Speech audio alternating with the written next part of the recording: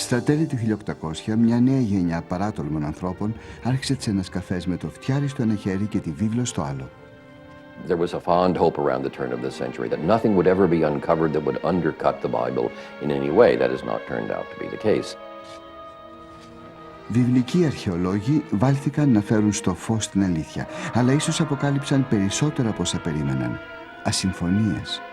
As an archaeologist, this gate, I stick my hand into the fire. It is of the 10th century. Solomon or not is not my problem, it's your problem. We have a big debate here, and we are standing on different sides of the divide.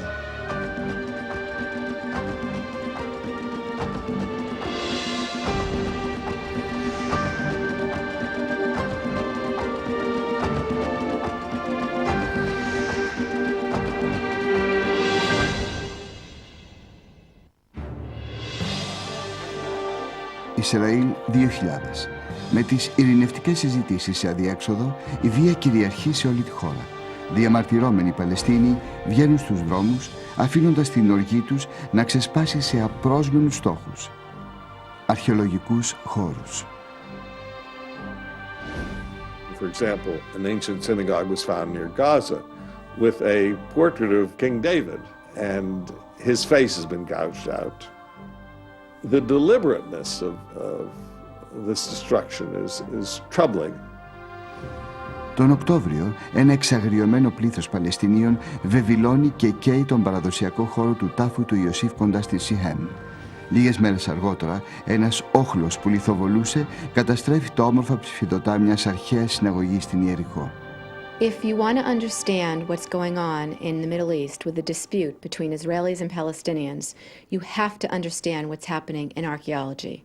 And the reason for this is because archaeology touches on both groups' sense of themselves, on their national identities, on their religious identities, and also on their political aspirations. It is at the heart of all of this. I think that both the Israelis and the Palestinians, what they fear most of all is that they are going to be written out of the narrative. Both sides know that, militarily speaking, they're not going to be able to get rid of each other. They're stuck with each other. But in terms of the story, well, that's a different case, because each side understands that whoever controls the artifacts controls the story. Ενώ αυτή η καταστροφή τεχνουργημάτων αποτελεί ένα νέο δυσάρεστο κεφάλαιο στην ιστορία της βιβλικής αρχαιολογίας, δεν μας προκαλεί κατάπληξη, διότι αυτός ο χώρος προήλθε από μια πολιτική διαφωνία εδώ και 200 τουλάχιστον χρόνια. Archaeology and politics are dangerous bedfellows, but they have a long history in the Middle East. Το πρώτο κεφάλαιο αυτής της ιστορίας αρχίζει στην Αίγυπτο το 1831. Όταν ο Οθωμανός κυβερνήτης Μεχμέτ Αλή αναλαμβάνει τον έλεγχο της Παλαιστίνης, επιτρέπει την είσοδο δυτικών ταξιδιωτών σε περιοχές που ήταν απαγορευμένες εδώ και 600 χρόνια. Ανυπομονώντας να επωφεληθεί από τη νέα πολιτική του Αλή, ένας ατρόμητος Αμερικανός βιβλικός μελετητής, ονόματι Έντουαρντ Ρόμπινσον, ταξιδεύει στο Κάιρο της Αιγύπτου το 1838. Διαπνεόμενος από χριστιανικό ζήλο, ο Ρόμπινσον αρχίζει να δουλεύει με στόχο να εντοπίσει τους χώρους που αναφέρονται στη βίβλο και να αποδείξει ότι οι ιστορίες τις αληθεύουν. Δηλώνει δε ευθαρσός: All ecclesiastical tradition respecting in and around Jerusalem and throughout Palestine is of no value, except so far as it is supported by circumstances known to us from the Scriptures.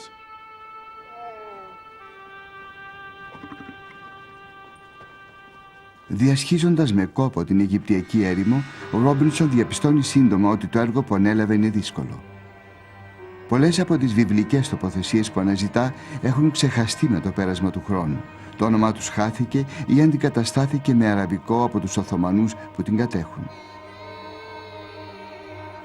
Απτόητος, ο Ρόμπινσον χρησιμοποιεί την ευρεία γνώση του στις αρχαίες γλώσσες για να ανακαλύψει στοιχεία από Βεδουίνους εμπόρους και χωρικούς που κατοικούν στην περιοχή. Edward Robinson was the first person to look at the biblical names and at the Arabic place names that were presently being used in what was Palestine at the time, and made some connection between them. Tel el-Qadi in Arabic means the mount of the judge. And Hebrew dan means judge. And already Edward Robinson suggested that Tel el-Qadi was the ancient biblical dan. 150 χρόνια αργότερα η υπόθεση του Ρόμπινσον θα αποδειχθεί σωστή και το Tel Dan θα γίνει κέντρο μιας βιβλικής διαμάχης. Μολονότι το ταξίδι του Ρόμπινσον διαρκεί μόνο 2 μήνες, το βιβλίο που γράφει για τις ανακαλύψεις του αποδεικνύεται διαχρονικό. Robinson's work is still a reference work that you have to go back to sort of the first identification when one wants to discuss whether you're excavating a particular site and the history of its name. He completely rewrote the map of what is modern-day Israel and placed the biblical names on the map for the first time. Ανυπομονώντας να αξιοποιήσει την έρευνα του Ρόμπινσον, η βασίλισσα της Βρετανίας Βικτωρία δημιουργεί το Ταμείο Εξερευνήσεων Παλαιστίνης στις 12 Μαΐου 1865. Η νεοσύστατη ομάδα οργανώνει μια αποστολή με επικεφαλής έναν 27χρονο στρατιωτικό, ειδικός στις εξορίξεις, τον υπολοχαγό Charles Γουόρεν. Και όσο ο Ρόμπινσον προσδιορίζει επιτυχώς πολλούς βιβλικούς χώρους, ο υπολοχαγός σχεδιάζει ανασκαφές για να ανακαλύψει τα μυστικά που πιθανόν να κρύβουν. Ξεκινώντας το Φεβρουάριο του 1867, το συνεργείο του Γουόρεν ταξιδεύει στην Ιερουσαλήμ και αρχίζει τις ανασκαφές στη σκιά του μεγάλου τείχους του αραβικού τομέα γνωστού ως Χαράμ Αλ-Σαρίφ. Σύμφωνα με το θρύλο, το Χαράμ χτίστηκε στο σημείο που ήταν ο αρχικός Ιουδαϊκός ναός του Σολομόντος και ο Γουόρεν αναζητά στοιχεία του παλιού αυτού κτίσματος. Δυστυχώς, η αρχική του προσπάθεια διακόπτεται. An unaccountable rumor arose that I had arrived on a very sinister mission. That I was to place small packets of gunpowder around the sanctuary walls at a great depth. And then, when they had grown or developed during the course of years into barrels of gunpowder, I was again to come and fire them in order to destroy the grand old walls. Δυσπιστώντας προς το άτομο που αποκαλούν τυφλοπόντικα, οι Ισλαμιστές ασκούν πίεση στις τοπικές Οθωμανικές αρχές που ευαισθητοποιούνται και απαγορεύουν στον Άγγλο να σκάψει κοντά στο τέμενος. Απτόητος, ο υπολοχαγός Γουόρεν χρησιμοποιεί τη στρατιωτική του εκπαίδευση και βρίσκει άλλον τρόπο. Any proprietor of land could dig in his own ground, and if I made my bargain with the proprietor, I was really only digging for him. Accordingly, I picked out a spot along the south wall, concealed behind some prickly pears, where we worked down along the wall in security. And what he did in Jerusalem was he dug these shafts deep into the ground till he reached bedrock and then tunneled till he reached the parts that he wanted to, namely the Haram el-Sharif, which is the Temple Mount where the Al-Aqsa Mosque and Dome of the Rock stand today. And then he could, through his underground machinations, actually mapped out the topography of Jerusalem. Επί μήνες, ο Γουόρεν ανοίγει σύραγγες κάτω από την Ιερουσαλήμ, χωρίς να τον αντιληφθούν οι τοπικές αρχές. Charles Warren explored the Temple Mount very precisely and recorded it. But that was 125 years ago. And that remains the best picture of the Temple Mount that we have. Ο Γουόρεν κάνει πολλές ενδιαφέρουσες ανακαλύψεις, αλλά η πιο εντυπωσιακή είναι ένα βραχώδες φρέαρ πλάτους 3 μέτρων που φαίνεται να συνδέει την αρχαία πόλη με τα αποθέματα νερού όπου βρίσκεται η πηγή γεών. If we would have come here in 1867, then a British captain called Charles Vaughan, we would have seen him enter the spring from the outside, enter into the water, and climbed up this very shaft, 13 meters, about 40 feet, vertical shaft, leading up into this underground system. This is what one saw. Η ανακάλυψη ενός αρχαίου ιδρευτικού συστήματος είναι εντυπωσιακή, αλλά το φρέαρ του Γουόρεν μπορεί να συνδέεται και με τη γνωστή βιβλική ιστορία που συναρπάζει τον εξερευνητή. Μήπως αυτή είναι η μυστική είσοδος που χρησιμοποίησε ο ηρωικός βασιλιάς Δαβίδ για να καταλάβει την Ιερουσαλήμ και να την κάνει έδρα της αυτοκρατορίας του. What immediately was suggested that this Vaughan shaft is what in the Hebrew Bible is called the tzinor, which today is translated in English as the gutter. Tzinor in Hebrew, modern Hebrew, is pipe, water pipe. And that this is the tzinor mentioned in the second book of Samuel, by which King David and his men assaulted the city. Είναι μια θεωρία που θα συζητηθεί για 100 χρόνια, μέχρι ότου κάποια τυχαία ανακάλυψη διευθετήσει τελικά το θέμα. Η ανακάλυψη του φρέατος του Γουόρεν φέρνει στον εξερευνητή μεγάλη αναγνώριση. Δυστυχώς όμως, οι αρχαιολογικές μέθοδοι του δεν έχουν και τόσο καλά αποτελέσματα. We no longer do tunneling because when one tunnels, one loses all of the archaeological context. It's very haphazard and it's very expensive and dangerous. Τα μέλη του Ταμείου Εξερευνήσεων Παλαιστίνης συνειδητοποιούν σύντομα ότι απαιτείται μια άλλη μέθοδος ανασκαφών για περαιτέρω έρευνες στον τομέα της αρχαιολογίας.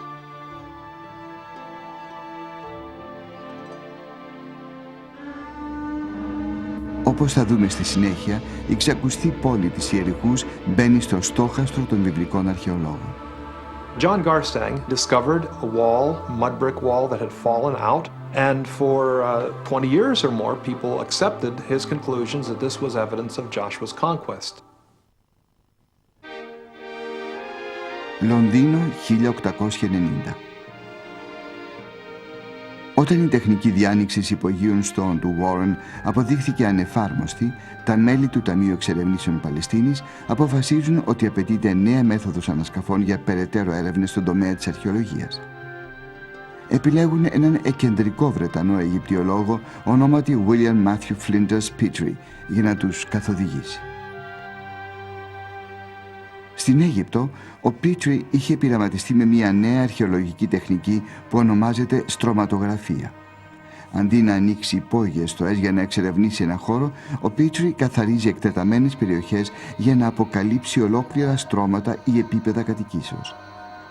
Αυτή η τεχνική είναι, κατά τη γνώμη του, η πιο κατάλληλη για τους χαρακτηριστικούς διάσπαρτους γύλοφους που βρίσκονται στην έρημο των Αγίων Τόπων, τους λεγόμενους τέλ. To have a sense of what a Middle Eastern, ancient Near Eastern mound is, I mean, you have to look at this. This is incredible. Here you have that sectional trench, which was excavated by hand, all the way down 15-20 meters to bedrock. What you see down there, the whitish material over here is bedrock, to the very early beginning in the 7th millennium BC. And what you see over here is the accumulation of about 30 cities, one on top of the other. This is a window into the history of the ancient Near East. Ο Πίτρι αρχίζει τις εξκαφές στο Τελ Αλχέτσι το 1890 και διαπιστώνει αμέσως ότι η τεχνική της στρωματογραφίας είναι αποτελεσματική.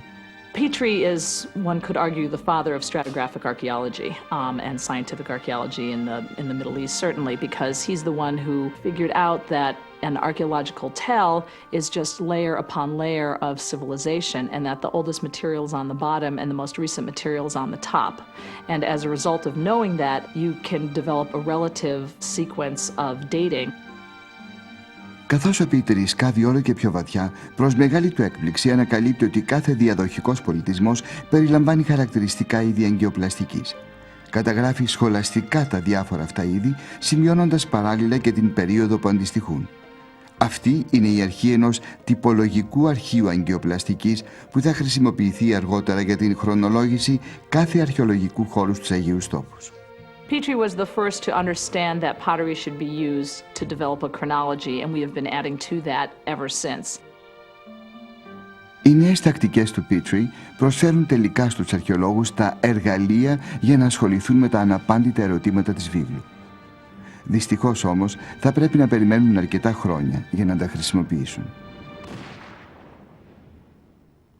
Με τη δολοφονία του Αυστριακού αρχιδούκα Φραγκίσκου Φερδινάνδου στις 28 Ιουνίου του 1914, ο κόσμος ξαφνικά εμπλέκεται σε πόλεμο. Επειδή η Οθωμανική Αυτοκρατορία συμμαχεί με τη Γερμανία, γίνεται σε μία νύχτα ορκισμένος εχθρός της Γαλλίας, Μεγάλης Βρετανίας και των Ηνωμένων Πολιτειών. Οι ξένοι αρχαιολόγοι αναγκάζονται να εγκαταλείψουν τις ανασκαφές και να επιστρέψουν στην πατρίδα τους, περιμένοντας την έκβαση του πολέμου. Ο πρώτος παγκόσμιος πόλεμος αποδεικνύεται καταστροφικός για την Οθωμανική Αυτοκρατορία. Μετά την ήττα της Γερμανίας το 1918, η Μεγάλη Βρετανία αναλαμβάνει τον πολιτικό έλεγχο των Αγίων Τόπων. Η Κοινωνία των Εθνών επικυρώνει μια εντολή για την Παλαιστίνη που δίνει απεριόριστη πρόσβαση σε ξένους αρχαιολόγους, εγκαινιάζοντας έτσι τη χρυσή εποχή της βιβλικής αρχαιολογίας. The 19th century saw the birth of archaeology as a discipline. And into the 20th century, with the excavation of sites in ancient Palestine and Egypt and Mesopotamia, opened up new opportunities to see the world of the Bible. This gave rise to a flurry of excitement and an overinterpretation of archaeology of the kind, archaeology can now prove the Bible. Ένας από τους πρωτοπόρους αυτής της προσπάθειας είναι ένας νεαρός Αμερικανός καθηγητής ημιτικών γλωσσών ονόματι William Foxwell Albright. Ο Abraham Biran είναι από τους πρώτους μαθητές του Albright. Albright was a very hard taskmaster. He was a wonderful teacher. He was a genius. And he was actually our despair. I mean, how could you be like Albright? Ο Albright έχει εντυπωσιακά προσόντα, αλλά όπως και ο Έντουαρντ Ρόμπινσον πριν από αυτόν, είναι θρησκευόμενο άτομο.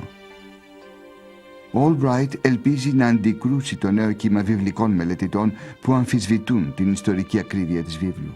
William Foxwell Albright actually started out very much in the critical school of 19th century critics. However, as he began to do archaeological work, he began to see that there was more and more in the work he was doing that seemed to shed positive light on the Bible, and he actually abandoned those more critical assumptions and approaches and moved in a more positive direction. It was believed by the founders of biblical archaeology that by uncovering, by excavating the remains of ancient societies and ancient sites, they will refute this criticism and they would provide evidence to support the historicity of these stories. Επιθυμώντας άμεσα αποτελέσματα, ο Albright αναζητά γήλοφους που περιέχουν εντυπωσιακά ερείπια. Βρίσκει αυτό που ζητά στο βιβλίο του Ιησού του Ναβί, της Παλαιάς Διαθήκης. The Lord said to Joshua, "My servant Moses is dead. So prepare to cross the Jordan here, with all the people, into the land I will give the Israelites. As I promised Moses, I will deliver to you every place where you set foot."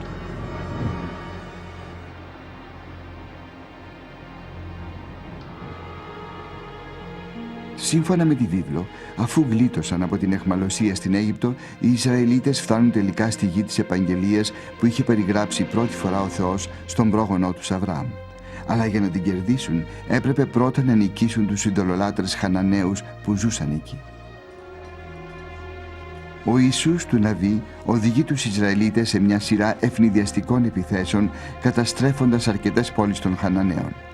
Σε αυτές συμπεριλαμβάνεται και η εκπληκτική επίθεση που γκρέμισε τα τείχη της Ιεριχούς.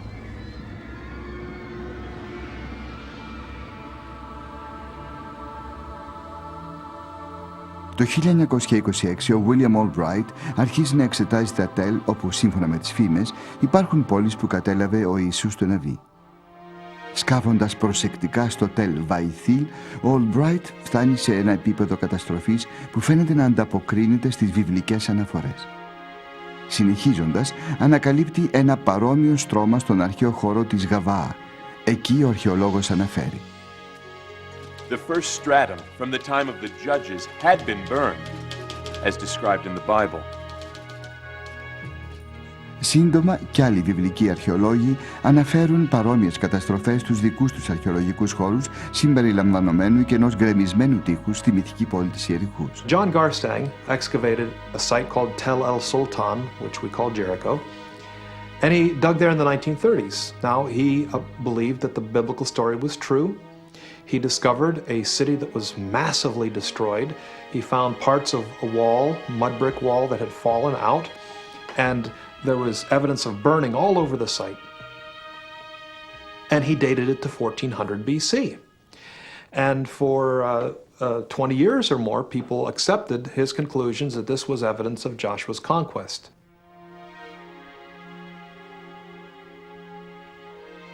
Μέχρι το 1940, ο Albright συγκεντρώνει αρκετά στοιχεία ώστε να προτείνει νέα χρονικά όρια για το αρχαίο Ισραήλ, βασιζόμενο στη βίβλο και στα αρχαιολογικά ευρήματα, και καταλήγει.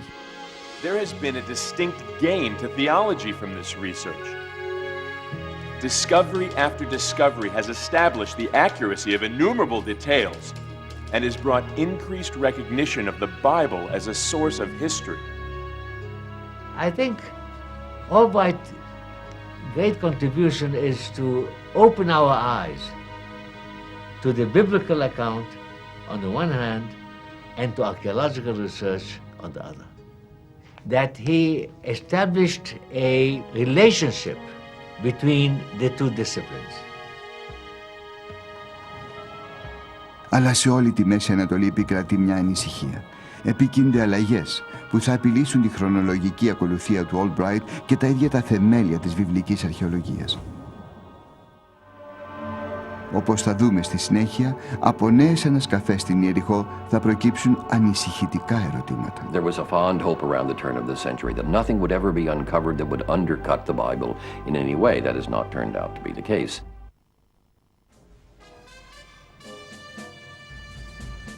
1η Σεπτεμβρίου 1939, οι δυνάμεις των Ναζί εισβάλλουν στην Πολωνία προκαλώντας τον Δεύτερο Παγκόσμιο Πόλεμο. Κατά τη διάρκεια του πολέμου, χιλιάδες Εβραίοι, για να γλιτώσουν από τους Ναζί στην Ευρώπη, εγκαθίστανται στην Παλαιστίνη. Μετά το Δεύτερο Παγκόσμιο Πόλεμο, αυτός ο νέος πληθυσμός των μεταναστών ζητά από τα Ηνωμένα Έθνη ασφαλές καταφύγιο και στις 14 Μαΐου του 1948 το Ισραήλ γίνεται κράτος. Η θέση του νέου εβραϊκού κράτους βασίζεται στις περιγραφές της βίβλου για τη γη της Επαγγελίας που υποσχέθηκε ο Θεός στον Ισραηλίτη Πατριάρχη Αβραάμ. To your descendants I give this land, from the Wadi of Egypt to the great river, the Euphrates. You have to remember that when the State of Israel was being founded, there were all sorts of plans on where the country should be established. Some people said maybe Uganda. Other people suggested Madagascar. The reason why Israel was ultimately chosen is because of the biblical story. So that's been at the heart of how Israelis see themselves. Το νεοσύστατο κράτος του Ισραήλ προκαλεί αμέσως την αντίδραση των αραβικών χωρών της Μέσης Ανατολής. Παραδόξως, οι Ισραηλινές δυνάμεις αποκρούν τις επιθέσεις και διεκδικούν κι άλλες περιοχές κατά τις μάχες που ακολουθούν. Όταν μια εύθραυστη ειρήνη επικρατεί τελικά στην περιοχή, οι αρχαιολόγοι επιστρέφουν πάλι στη δουλειά τους. Μια άλλη επανάσταση όμως πρόκειται να λάβει χώρα και αυτή τη φορά μεταξύ των αρχαιολόγων. Το 1952 η διάσημη Αγγλίδα Κάθριν Κένιον αρχίζει νέες ανασκαφές στην Ιεριχώ, όπου πριν από 20 χρόνια ο Τζον Κάρσταγ είχε ανακαλύψει υπολείμματα γκρεμισμένων τυχών που απέδωσε στην επίθεση του Ιησού του Ναβί. Η Κένιον ελπίζει να επαληθεύσει τα συμπεράσματα του Κάρσταγ, χρησιμοποιώντας νέα τεχνολογία όπως το πειραματικό σύστημα χρονολόγησης ραδιενεργού άνθρακα. Kathleen Kenyon excavated the site and she found evidence of the same destruction, but she felt it should be dated to 1550 BC. In other words, 150 years before Garstang had dated it, and therefore that would be 150 to 200 years too early for it to have been Joshua and the Israelites. Η Κένιον συμπεραίνει ότι ο Γκάρσταγ έκανε λάθος. Τα τείχη δεν καταστράφηκαν από τον Ιησού του Ναβί το 1400 π.Χ. Η Ιεριχώ ήταν τελείως εγκαταλειμμένη όταν ζούσε ο Ιησούς του Ναβί. Αποτιμώντας τα αποτελέσματα των ανασκαφών και σε άλλους χώρους, η Κένιον παρατηρεί κι άλλες ανησυχητικές ανακολουθίες και τελικά συμπεραίνει. The archaeological evidence indicated that many of the cities said to have been conquered by Joshua were not in existence at the end of the late Bronze Age, nor was there any major change in material culture. Were it not for the Old Testament, no invasion would have been suspected at this time. And so we saw the beginnings of scholars questioning the conquest theory. And because no one could firmly tie any of the destructions to the Israelites, in other words, there were no inscriptions saying Joshua did this, Israelites did that, no direct evidence that correlated the destruction to the Israelites, resulted in scholars beginning to say, well, we don't really have evidence of this conquest. Ξαφνικά όλο το σύστημα χρονολόγησης του Albright τίθεται υπό αμφισβήτηση και διατυπώνονται κατηγορίες ότι ο θρησκευτικός ζήλος ορισμένων αρχαιολόγων θόλωσε την επιστημονική τους κρίση. Most archaeological investigation of the Holy Land has been biblical archaeology. And what that has meant for us in America is that most practitioners of archaeology were in the first place biblical scholars, very often clergy persons. And there is no doubt that they set out to prove certain things about the Bible. And I think there was clearly overreaching in this early period where scholars were making unsupported leaps. Αλλά πολλοί μελετητές άρχισαν να αναρωτιούνται. Εάν δεν έλαβε χώρα η κατάκτηση του Ιησού του Ναβί, τότε από πού ήρθαν οι Ισραηλίτες? Μια αναπάντεχη τροπή των γεγονότων οδηγεί σε μια πιθανή θεωρία. 5 Ιουνίου 1967. Οι μάχες αναζωπυρώνονται στις αμφισβητούμενες συνοριακές περιοχές μεταξύ Αιγύπτου και Ισραήλ. Όταν ο καπνός του πολέμου των 6 ημερών διαλύεται, το Ισραήλ κατέχει μια λωρίδα της Γάζας, το Σινά και τη δυτική όχθη του Ιορδάνη. Αυτές οι νέες περιοχές προσφέρουν ένα αναπάντεχο δώρο σε όσους διενεργούν ανασκαφές. Ο φοιτητής αρχαιολογίας Ισραήλ Φίνκελστάιν εκμεταλλεύεται την ευκαιρία για να κατευθυνθεί στη δυτική όχθη, όπου επιτράπηκε πρόσφατα είσοδος και να ερευνήσει το θέμα της κατάκτησης των Ισραηλιτών από διαφορετική οπτική. There were two schools of thoughts regarding the rise of early Israel. One was the William Foxwell Albright. His theory was that we have in the archaeological record, we have evidence for a unified military conquest of Canaan by the Israelites. Then there was a German school. And they came with the idea that the rise of early Israel was more some sort of a peaceful infiltration of pastoral nomads from the steppe into the highlands, and it was nothing to do with the military conquest. That was the point when we came to the scene. Αρχίζοντας τη δεκαετία του 1970, ερευνητές από το Πανεπιστήμιο του Τελ Αβίβ διεξήγαγαν μια σειρά ερευνών στην κεντρική ορεινή περιοχή της Δυτικής Όχθης, καταγράφοντας κάθε ίχνος αρχαίας κατοίκησης που ανακάλυπταν. Εισάγοντας αυτά τα στοιχεία στον υπολογιστή, δημιούργησαν μια τεράστια βάση δεδομένων σχετικά με τους πρώτους οικισμούς στην περιοχή. Αυτό που δείχνει είναι αξιοσημείωτο. And what we saw there are these cycles, ups and downs of waves of settlement and then crisis, and another wave of settlement, another crisis. I see the early Israel rising from the indigenous population in processes which were pushed by socio-economic reasons rather than people migrating from outside.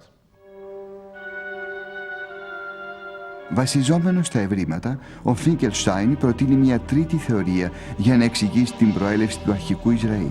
Οι Ισραηλίτες δεν συνέτριψαν τους Χαναναίους, αλλά εξελίχθηκαν από αυτούς. They see this development of Israel as an internal development rather than a people coming from the outside who conquered, as the Bible declares. The Israelites were simply Canaanites themselves. They weren't outsiders. They hadn't been in Egypt. There had been no Moses, no Exodus, and therefore they were a part of the local population. Είναι μια θεωρία που φαίνεται λογική στον William Dever, αν και διαφωνεί με τον Finkelstein σε ορισμένες λεπτομέρειες. We agree on indigenous origins for the earliest Israelites. He believes, however, that a lot of these people were pastoral nomads settling down.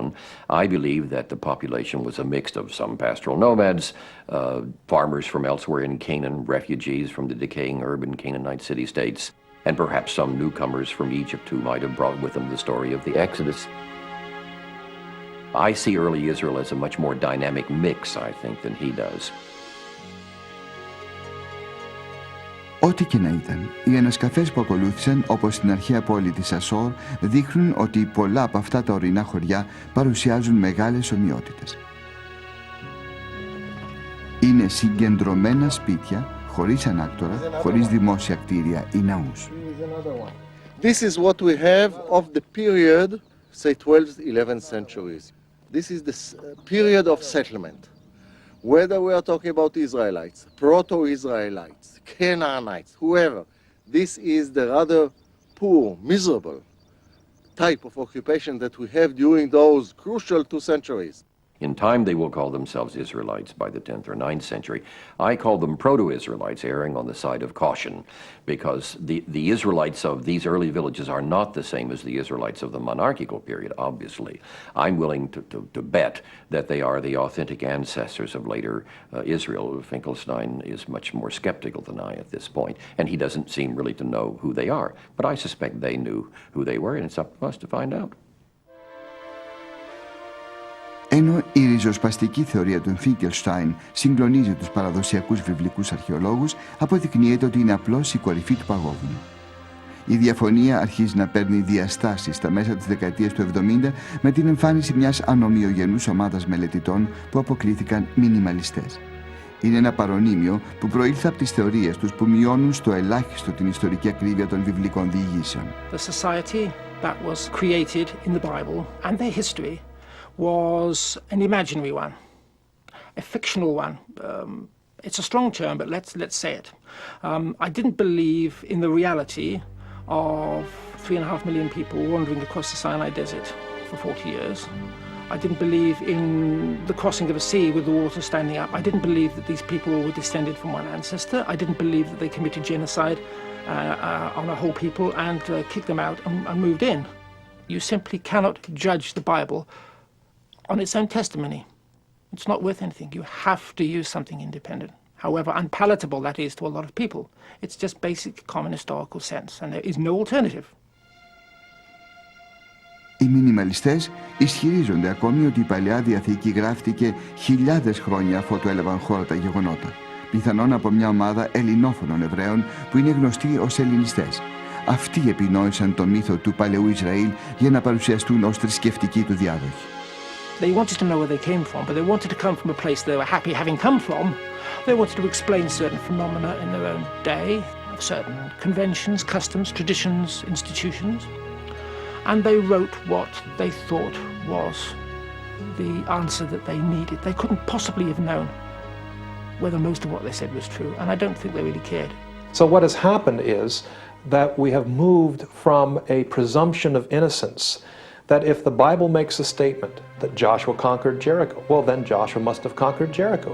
Minimalists take a position that the Bible really has to be substantiated by archaeological evidence, extra-biblical evidence, in order to be demonstrated to be true. And therefore, to use my expression, they hold the Bible as guilty until proven innocent. Στη συνέχεια θα δούμε τους πιστούς στη βίβλο να αντεπιτίθενται για να αντικρούσουν τις κατηγορίες των μινιμαλιστών. I think we're about as far tilted to the minimalist direction as we're going to get, and that pendulum is going to start swinging back. Το 1995 οι απόψεις των δύσπιστων μινιμαλιστών για τη βίβλο γίνονται καυτό πρωτοσέλιδο των εφημερίδων προς μεγάλη δυσαρέσκεια των πιο συντηρητικών αρχαιολόγων. If you will come tomorrow out with a book saying that the world is flat, you'll hit the news. Everybody will write about you. Everybody will interview you. Everybody will say, here is a young scholar who is not afraid of the establishment, who dares to bring in new and fresh ideas. And when the dust will settle, and everybody will know that the world is not flat, who will remember that you said it? Your name is already there. Okay? Here I have a problem. I think what has happened is that the new ideas, the minimalist ideas, are more shocking, more daring, and therefore they grab the eye of the press. They tend to be what one sees in the news media. But the reality is that those who hold these more radical views represent a rather small minority, but I think they've received a disproportionate amount of the attention over the last 10-15 years. Κάποιος που σκοπεύει να θέσει τέλος σε όλα αυτά είναι ο William Dever του Πανεπιστημίου της Αριζόνας. Με το βιβλίο του που τιτλοφορείται «Τι γνωρίζουν οι βιβλικοί συγγραφείς και πότε το έμαθαν», ο Dever κηρύσσει πόλεμο στη δημοκοπία των ρεβιζιονιστών. The revisionists are fond of saying that archaeology has proven that the patriarchs were not historical figures. It has proven that a Moses never lived, proven that no conquest of Canaan took place. That's not accurate. Archaeology has not proven any of those things to be true, but it has not disproven them either. There's no way that archaeology can prove the details of the Bible.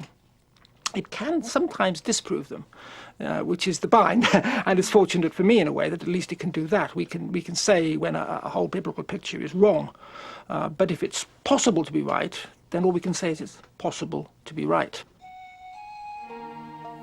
Ο Ντίβερ δυσαρεστείται ιδιαίτερα από τον ισχυρισμό των μινιμαλιστών ότι η βίβλος γράφτηκε τον 2ο αιώνα από μια ομάδα ελληνόφωνων Εβραίων, τους Ελληνιστές. The notion of the revisionist that the Bible is a Hellenistic work flies in the face of everything we know about the Hellenistic era. One has to remember that most Old Testament scholars, they're not trained in classics. So here you have a whole group of scholars saying the Bible is a product of an age about which they know next to nothing. That's not very convincing, really. Ως απόδειξη κατά της αναθεωρημένης χρονολόγησης της Παλαιάς Διαθήκης από τους μινιμαλιστές, ο Ντίβερ επιδεικνύει 2 μικρούς αργυρούς κυλίνδρους που βρέθηκαν σε ένα μνήμα κοντά στην Ιερουσαλήμ. Το ζεύγος των κυλίνδρων περιέχει μια ιερατική ευχή από τη βίβλο που χρονολογείται το 600 περίπου π.Χ. Now, according to the revisionists, the Bible wasn't written until the Hellenistic period, the 2nd century BC, 4 centuries later. But here's a scrap of scripture that's very old. And it's not the only one. There is plenty of evidence to show that most of the stories in the Hebrew Bible are stories not of the world of Hellenistic Jewry, but the world of Iron Age Palestine. Anybody who takes 2 little silver scrolls and says that proves that the Bible can't be in the Hellenistic period because we have the same text and scrolls as we have in the Bible is clearly incompetent as an historian.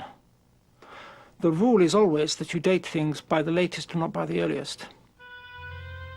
Παραδόξως, η μεγαλύτερη αμφισβήτηση των μινιμαλιστών προέρχεται από μια νέα γενιά βιβλικών αρχαιολόγων, στη δημιουργία της οποίας συνέβαλαν και οι ίδιοι. Όπως οι κριτικές για τη βίβλο στις αρχές του 1900 ενέπνευσαν το έργο ανθρώπων όπως ο William Albright, οι πρόσφατες επιθέσεις των μινιμαλιστών προκάλεσαν την επιστροφή ορισμένων σε μελέτες που βασίζονται περισσότερο στην πίστη. Do I have a theological agenda? Well, I'm not afraid to say that I do. I do believe that the Bible is historically true. So, to a certain extent, yes, anyone who takes the Bible seriously and seeks to integrate it in a responsible way with the archaeological and historical data is following in the legacy of William Foxwell Albright. However, we do that with new and different nuances today. We have new materials, new approaches that are expanding what we can say and what we can know. Χρησιμοποιώντας νέα εργαλεία όπως δορυφορικές εικόνες και μαγνητόμετρα, ο Dr. Hofmeier αρχίζει να ερευνά την Αιγυπτιακή έρημο το 1994. Ελπίζει ότι η μελέτη των αρχαίων Αιγυπτιακών οχυρών μπορεί κάποια μέρα να προσφέρει αποδείξεις για την έξοδο των Ισραηλιτών. My belief is that most of what happens in the academic world is much like a pendulum that swings back and forth. So from the 1930s to the 1970s, there was a movement towards in a more conservative direction. Now that pendulum from the mid-70s has begun to swing the other way. And I think we're about as far tilted to the minimalist direction as we're going to get, and that pendulum is going to start swinging back.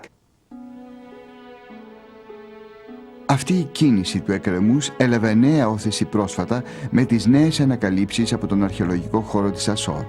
Η μεγαλοπρεπής πόλη των Χαναναίων Ασόρ κατέχει διακεκριμένη θέση στη βιβλική ιστορία της κατάκτησης του Ιησού του Ναβί. Joshua captured Hatzor and slew its king with the sword. He also fulfilled the doom by putting every person there to the sword. Hatzor itself he burned. According to the biblical record, the most decisive battle was fought at Hatzor, and when Hatzor fell, the country was open for the Israelites to settle in. Hatzor is the place to do it. Hatzor is the place to try and put Bible and artifact to confront them.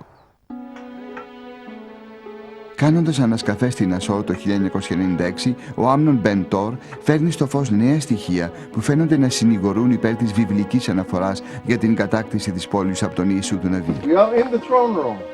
Look at the floor. Don't you see the fire all over the place? Still now, after years of having been exposed and washed by rain, it's still all covered with soot. More than a meter of destruction debris. Look at the orthostats, at the basalt, how it was cracked. We glued them together. All this is destruction. You see all this? That's the collapse of the palace. Over there. That's the collapse of the palace. It is not the only site that was destroyed by fire, but it was destroyed by a fire unlike any other fire I've ever seen. The fire melted the bricks. It melted pots. All this black. If you want to paraphrase, you can say it is the mother of all destructions, Hatzor. Now, who could have done it? So let's take all the possibilities, everything that has been suggested, except for people from outer space. Who was around? Who could have done it? Σε αυτό το φαινομενικά απλό ερώτημα, η διαμάχη σταματά.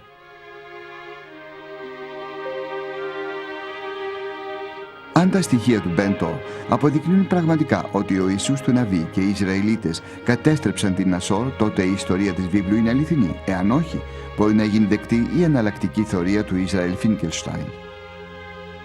Hatzor could have been destroyed by an Egyptian campaign. Hatzor could have been destroyed by a rival city. Hatzor could have been destroyed by the sea people. Not necessarily Joshua or Israel. Everybody is kosher, except the only ones about whom there is a text saying they did it, which are the Israelites. They are not kosher. They are not an option. Why? Because it says so in the Bible. And if it says so in the Bible, it must be wrong. I do not deny the information that Professor Bento retrieves from the ruins of Hatzor.